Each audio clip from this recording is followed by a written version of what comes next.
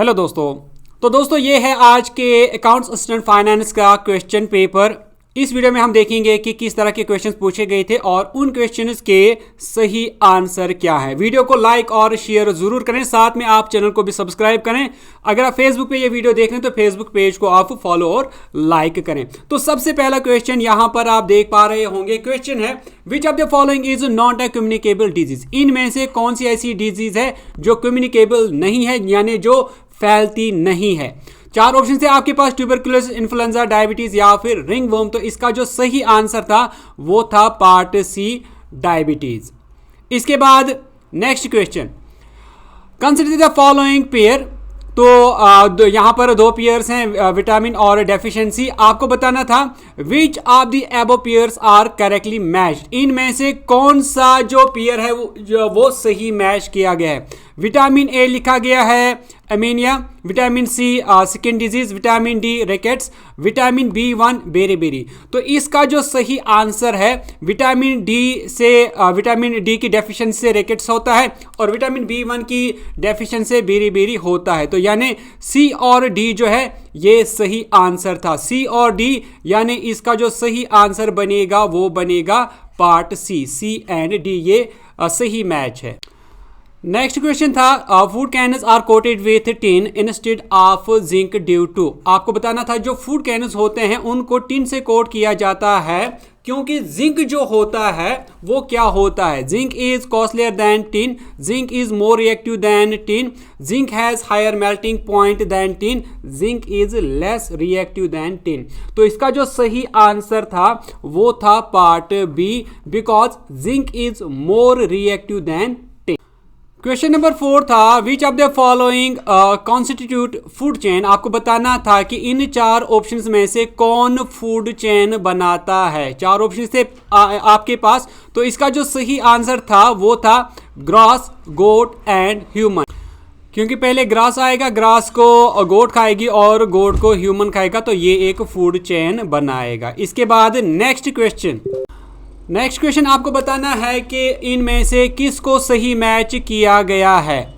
तो power, watts, current, volt, frequency, hertz, resistance, ampere. तो इसका जो सही आंसर रहेगा दोस्तों, आप जानते हैं कि पावर का जो यूनिट होता है वो वाट होता है, करंट का जो यूनिट होता है वो एम्पियर होता है, और फ्रीक्वेंसी का जो यूनिट होता है वो हर्ट्ज ही होता है, और रेजिस्टेंस का जो यूनिट होता है वो ओम होता है। तो यहाँ पर आप देख पा रहे होंगे तो ए ठीक है और इसके अलावा सी ठीक है, यानी ए और सी यानी पार्ट बी इसका सही आंसर हो जाएगा। Question number 6 again correct math से रिलेटेड दिया गया था। तो आपको कुछ यहाँ पर एलिमेंट्स के नाम दिए गए हैं, आपको इनका सही बताना था कि सिंबल कौन सा है। अगर आप सोडियम की बात करें तो सोडियम का जो सिंबल है वो Na होता है, यानी A के साथ 3 आएगा। और उसके बाद आप देख रहे हैं तो कार्बन का C होता है, यानी इसके साथ 4 आएगा। सल्फर का जो सिंबल होता है वो S होता है, यानी यहाँ पर आएगा 1। और उसके बाद आप कोबाल्ट का जो सिंबल है वो CO है, यानी इसके साथ आएगा 2, यानी A3, B4, C1 और D2, A3, B4, C1 और D2, यानी पार्ट C जो है इसका सही हो जाएगा। नेक्स्ट क्वेश्चन था forces that act for a limited period of time are referred to as. आपको बताना था वो फोर्सेस जो कि कुछ वक्त के लिए एक्ट करती हैं उनको क्या कहते हैं। इम्पल्सिव, इंटरवल, शॉर्ट फोर्स या फिर इंटरप्टिंग फोर्स। तो इसका जो सही आंसर था वो था part A, impulsive forces. Next question, who was the first scientist to use the term smoke and define its layers. वो कौन सा पहला साइंटिस्ट था जिसने स्मोक टर्म का पहली बार इस्तेमाल किया और इसके लेयर्स को डिफाइन भी किया। Nikola Tesla, Stephen Hawking, Nicolaus Copernicus या फिर डॉक्टर हेनरी एंटोनी। तो इसका जो सही आंसर था वो था part D, doctor Henry Antoine. Question number 9, consider following statements. तो दो स्टेटमेंट्स आपके पास दिए गए थे, आपको बताना था कि सही स्टेटमेंट कौन है। पहला है life on the earth is possible due to green house effect. तो ये बिल्कुल सही स्टेटमेंट है। ग्रीन हाउस इफेक्ट जो होता है अर्थ पे, तो इससे लाइफ पॉसिबल है। इसके बाद increased emission of the green house gases is a natural process. जो इंक्रीज्ड एमिशन है यानी जो इजाफी ग्रीन हाउस गैसेस निकलती हैं, एमिशन होता है, ये नेचुरल प्रोसेस है, ये एक नेचुरल प्रोसेस नहीं है। तो इस सिलसिले में जो इसका सही आंसर हो जाएगा वो सिर्फ पार्ट 1 हो जाएगा, यानी part A, only statement 1 is correct. Next question, consider following statements. तो स्टेटमेंट्स दिए गए थे आपके पास, आपको बताना था which of the following statements are not correct. सही इनमें से कौन सा नहीं है, तो आपको बताना था गलत कौन सा है। There are infinite storage of fossil fuel inside the earth. तो जमीन के अंदर जो है इनफिनिट फॉसिल फ्यूल है, जी नहीं, इनफिनिट फॉसिल फ्यूल जमीन के अंदर नहीं है। तो पहला वाला जो है ये गलत हो जाएगा। दूसरा, sun can be taken as a inexhaustible source of energy. जो सूरज है ये एक ऐसा एनर्जी का सोर्स है जो कि खत्म नहीं होने वाला है, तो इसको आप करेक्ट ले सकते हैं, तो ये सही है। Wastage from the nuclear power plant can be easily disposed of. तो जो न्यूक्लियर पावर प्लांट से वेस्ट निकलता है उसको हम इजिली डिस्पोज ऑफ कर सकते हैं, ये गलत है। तो इसमें से 2 गलत हैं, यानी ए भी गलत है और सी भी गलत है। ए यानी इसका सही आंसर जो है वो हो जाएगा A and C. A and सी जो है ये दोनों स्टेटमेंट्स गलत हैं, आंसर इसका हो जाएगा part C. Next question, which hill is Vaishno Devi mandir located. आपको बताना है कि वैष्णो देवी मंदिर ये किस हिल पे आता है। हिल का आपको नाम बताना है, कटरा, आरू, पटनीटॉप या फिर त्रिकुटा। तो सही आंसर इसका हो जाएगा पार्ट डी, त्रिकुटा हिल्स पे आता है माता वैष्णो देवी का टेम्पल। और कटरा जो है वो यहाँ का टाउन है, यानी जगह का नाम है, और जो हिल है उसका नाम है त्रिकुटा हिल। नेक्स्ट क्वेश्चन है, arrange the following in chronological order. आपको 4 यहाँ पर फ्रीडम मूवमेंट्स के बारे में लिखा गया है, आपको बताना है कि इनका क्रोनोलॉजिकल ऑर्डर क्या है, यानी पहले कौन हुआ है, उसके बाद कौन हुआ है, उसके बाद कौन सा हुआ है।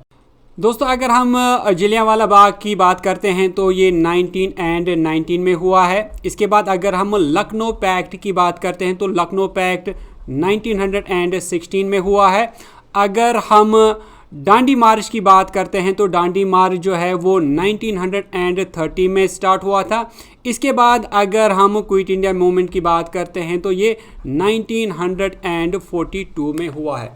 इस तरह इसका जो क्रोनोलॉजिकल ऑर्डर बनेगा, पहले जो है लखनऊ पैक्ट बनेगा, यानी पहले सी आएगा, उसके बाद जो है जलियांवाला बाग आएगा, यानी 1999 आएगा, यानी जलियांवाला बाग यानी ए आएगा। इसके बाद आप देख रहे हैं तो 1919 के बाद आएगा 30 यानी डांडी मार्च, तो ये आएगा बी, और उसके बाद आएगा लास्ट वाला क्विट इंडिया मूवमेंट यानी डी, यानी CABD। तो CABD यानी पार्ट बी जो है इसका सही आंसर हो जाएगा। नेक्स्ट क्वेश्चन था, first legislature of princely state of Jammu and Kashmir was called. आपको बताना था कि जो प्रिंसली स्टेट जम्मू कश्मीर की पहली लेजिस्लेचर थी उसको क्या कहते थे। 4 ऑप्शन है आपके पास, प्रजासभा, राज्यसभा, विधानसभा, महासभा। तो इसका जो सही आंसर था दोस्तों वो था पार्ट ए, प्रजासभा उसको कहा गया था, और इसको 1934 में हरि सिंह ने इस्टेब्लिश करवाया था। नेक्स्ट क्वेश्चन था, which of the following is not a tributary of Jhelum river. आपको बताना था कि जहलम रिवर की इनमें से कौन सी ट्रिब्यूटरी नहीं है, वैशो, सिंध नाला, वेरीनाग या फिर रुमशी। तो ये 4 नाम दिए गए हैं, आपको बताएं इनमें से जहलम की ट्रिब्यूटरी कौन सी नहीं है। तो इसका जो सही आंसर रहेगा वो रहेगा पार्ट सी, वेरीनाग। वेरीनाग जो है ये जहलम की कोई ट्रिब्यूटरी नहीं है, बल्कि वेरीनाग स्प्रिंग जहलम का सोर्स है जहाँ से जहलम निकलता है। बाकी वैशो रिवर हो, सिंध नाला हो या फिर रमुशी हो, ये सारे इसके ट्रिब्यूटरीज हैं।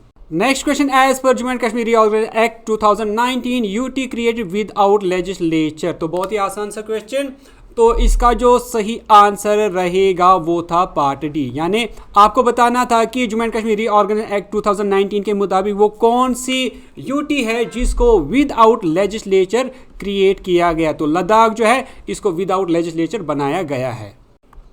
नेक्स्ट क्वेश्चन था कंसिडर फॉलोइंग स्टेटमेंट्स, और दो स्टेटमेंट्स आपको दिए गए थे, आपको बताना था कि इनमें से करेक्ट स्टेटमेंट कौन है। स्टेटमेंट पहला है Kud dance is performed to honour the gods Lok Devas as a thanks giving ritual. It is practice on festive occasions like Eid and Ramzan days are going. तो आपको बताना था कि दोनों स्टेटमेंट्स में से कौन सा स्टेटमेंट सही है। पहला स्टेटमेंट कहता है कि जो कुड डांस होता है ये गॉड्स को ऑनर करने के लिए परफॉर्म किया जाता है और लोक देवता जो हैं उनको थैंक्स करने के लिए, उनका शुक्रिया अदा करने के लिए किया जाता है। तो ये जो स्टेटमेंट है ये सही स्टेटमेंट है। और दूसरा स्टेटमेंट कहते हैं कि ये ईद और रमज़ान के दिनों में किया जाए, यानी कुद डांस जो है ये ईद और रमज़ान के दिनों में ही किया जाता है। तो ये स्टेटमेंट जो है ये गलत स्टेटमेंट है। तो इसका जो सही आंसर बनेगा वो बनेगा पार्ट ए, यानी only first statement is correct. बाकी दोस्तों यहाँ पर मैं ये कहना चाहूँगा कि अगर इस क्वेश्चन के बारे में आप और डिटेल्ड आंसर लिखना चाहते हैं, कुछ इन्फॉर्मेशन ऐड करना चाहते हैं, तो आप नीचे कमेंट सेक्शन में लिखकर ज़रूर करें। नेक्स्ट क्वेश्चन है which of the places is known as gateway of Kashmir valley. आपको बताना था कि गेटवे ऑफ कश्मीर वैली इनमें से किस जगह को कहा जाता है, जम्मू, लेह, लद्दाख या फिर नन ऑफ दीज। दोस्तों इस क्वेश्चन का आंसर जो है वो थोड़ा सा कंट्रोवर्शियल है। दोस्तों यहाँ पर इसके कई आंसर आपको मिलेंगे। दोस्तों एक आंसर ये भी है कि जम्मू को गेटवे ऑफ कश्मीर कहा जाता है।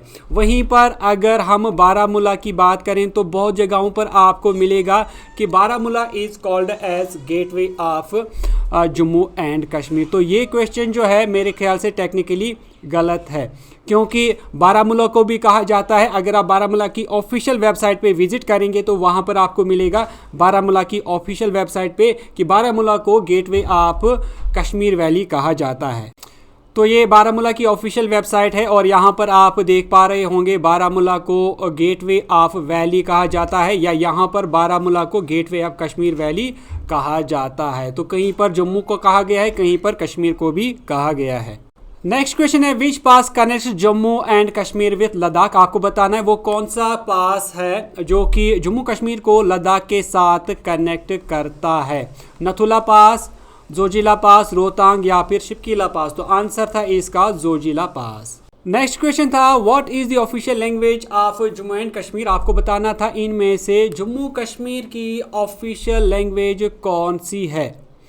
तो दोस्तों यहाँ पर मैं ये कहना चाहूँगा कि इस क्वेश्चन में जो ऑफिशियल लैंग्वेज है वो ये सारी है। जम्मू कश्मीर यूनियन टेरिटरी की जो ऑफिशियल लैंग्वेजेस हैं वो ये चारों हैं, हिंदी, उर्दू, कश्मीरी और इंग्लिश। ये चारों की चारों जो हैं ये ऑफिशियल लैंग्वेजेस हैं जम्मू कश्मीर यूनियन टेरिटरी की। इसके अलावा डोगरी भी ऑफिशियल लैंग्वेज डिक्लेयर की गई है Jammu and Kashmir union territory की एज पर Jammu and Kashmir official languages bill 2020। Next question था arrange the following states in the order from north to south. आपको बताना था कि नॉर्थ से साउथ की तरफ इनका ऑर्डर क्या बनेगा, नॉर्थ से साउथ की तरफ। तो सबसे पहले अगर आप देखेंगे नॉर्थ में इन स्टेट्स में से सबसे पहले आएगा हिमाचल प्रदेश क्योंकि ये ऊपर आता है, और दूसरा आएगा मध्य प्रदेश क्योंकि ये सेंटर में आता है तकरीबन, और उसके बाद में आएगा तीसरा तेलंगाना, और तेलंगाना के बाद में आएगा लास्ट में तमिलनाडु। यानी पहले आएगा हिमाचल प्रदेश, दूसरा आएगा मध्य प्रदेश, तीसरा आएगा तेलंगाना और चौथा आएगा तमिलनाडु।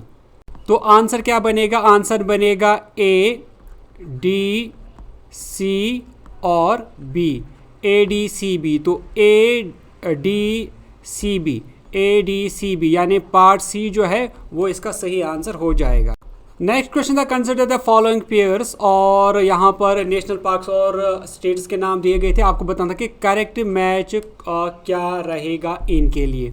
तो सबसे पहले अगर हम काजीरंगा नेशनल पार्क की बात करते हैं तो काजीरंगा नेशनल पार्क जो है ये आसाम में आती है, यानी पहले के साथ आएगा 4। इसके बाद अगर आप जिम कॉर्बेट नेशनल पार्क की बात करेंगे तो जिम कॉर्बेट नेशनल पार्क जो है ये उत्तराखंड में आती है, यानी दूसरे के साथ आएगा तीसरा। उसके बाद रणथंभौर नेशनल पार्क जो है ये आती है राजस्थान में, यानी इसके साथ आएगा 2। और जो गिर है ये आती है गुजरात में, यानी इसके साथ आएगा 1, यानी A4 B3 C2 और D1। A4 B3 C2 D1, तो A4 B3 C2 और D1 यानी पार्ट C जो है इसका सही आंसर हो जाएगा।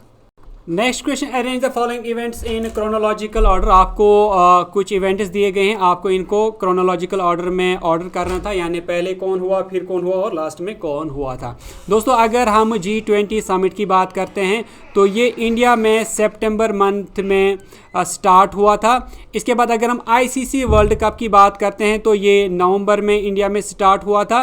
इसके बाद अगर हम चंद्रयान 3 की बात करते हैं तो इसको जुलाई में लॉन्च किया गया था 2023 में।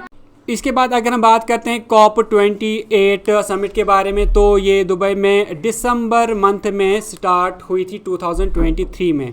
तो इस तरह अगर हम देखें तो सबसे पहले जो है वो चंद्रयान को छोड़ा गया था, यानी पहले C आएगा, उसके बाद जो है वो आएगा सितंबर यानी G20, और उसके बाद आएगा ICC वर्ल्ड कप, और उसके बाद आएगा COP28 यानी 4D।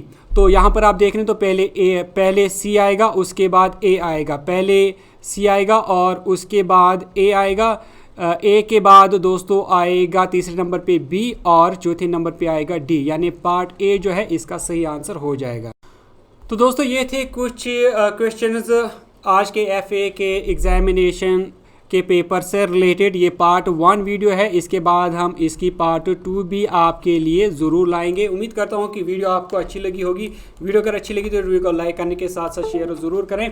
इसके अलावा अगर आपने चैनल को सब्सक्राइब नहीं किया तो डेली वीडियोस अपडेट्स और नोटिफिकेशन पाने के लिए चैनल को आप ज़रूर सब्सक्राइब करें। अगर आप फेसबुक पर ये वीडियो देख रहे हैं तो फेसबुक पेज को आप फॉलो और लाइक जो है ज़रूर करें। मज़ीद अगर आपको किसी क्वेश्चन के बारे में कोई भी डाउट है तो आप नीचे कमेंट सेक्शन में लिखकर ज़रूर शेयर करें। हम नेक्स्ट वीडियो में उस क्वेश्चन के बारे में आपको इन्फॉर्मेशन प्रोवाइड करेंगे। मिलते हैं नेक्स्ट वीडियो में, तब तक के लिए टेक केयर।